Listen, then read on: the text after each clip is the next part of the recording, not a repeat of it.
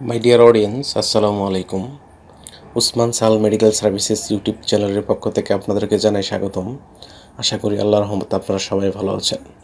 বন্ধুগণ, আজকের ভিডিওতে আমি আপনাদেরকে বাচ্চা কিংবা প্রাপ্তবয়স্কদের মুখে রুচি বাড়ায়, ক্ষুধামন্দা দূর করতে সাহায্য করে, ক্যান্সার প্রতিরোধ করে, স্নায়ুতন্ত্র গঠনে ভূমিকা রাখে এবং রোগ প্রতিরোধ ক্ষমতা বৃদ্ধি করে এমন একটি মাল্টিভিটামিন সিরাপ সম্পর্কে আলোচনা করব।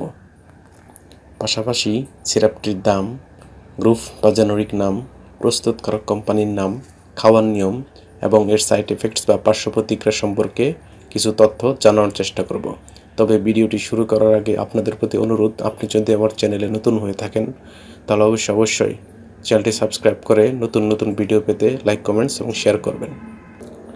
বন্ধুগণ, বাচ্চাদের কিংবা প্রাপ্তবয়স্কদের মুখের রুচি বাড়াতে, ক্ষুধামন্দা দূর করতে, ক্যান্সার প্রতিরোধ করতে, তারপর রোগ প্রতিরোধ ক্ষমতা বৃদ্ধি করতে ডাক্তারগণ যে সিরাপটির কথা তাদের প্রেসক্রিপশনে বা পরামর্শপত্রে লিখে থাকেন তার নাম হলো কিডনি সিরাপ।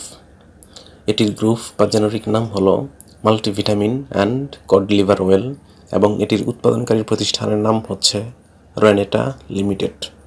কিডনি সিরাপ যেটি 100 ml বোতল সেটির দাম 85 টাকা এবং যেটি 200 ml বোতল সেটির দাম 145 টাকা। এই সিরাপটি এমন একটি সিরাপ যেটিতে রয়েছে 8টি ভিটামিন এবং কড লিভার ওয়েল।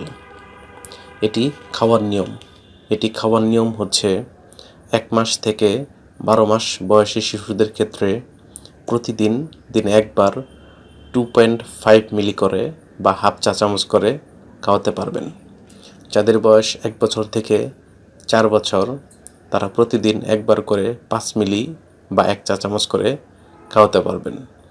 যাদের বয়স 4 বছরের ঊর্ধ্বে তারা প্রতিদিন একবার 7.5 মিলি করে খাওয়াতে পারবেন এবং যারা প্রাপ্তবয়স্ক তাদের ক্ষেত্রে প্রতিদিন একবার 10 মিলি করে অথবা 2 চা চামচ করে সেবন করাতে পারবেন। এই সিরাপটি খাওয়ার পর তেমন কোনো পার্শ্ব প্রতিক্রিয়া না দেখা গেলেও সামান্য অ্যালার্জিক রিয়াকশন দেখা দিতে পারে। গর্ভাবস্থা এবং স্তন্যদানকালীন সময়ে এই সিরাপটি খাওয়া যাবে কিনা সে বিষয়ে পরামর্শ অবশ্যই রেজিস্টার্ড চিকিৎসকের অনুযায়ী নিতে হবে, অর্থাৎ চিকিৎসকের পরামর্শ ব্যতীত কোনো ঔষধ বা সিরাপ খাওয়া যাবে না। এই সিরাপটি আলো ও তাপ থেকে দূরে ঠান্ডা এবং শুষ্ক স্থান রাখতে হবে এবং অবশ্যই শিশুদের হাতের নাগালের বাইরে রাখতে হবে। ধন্যবাদ।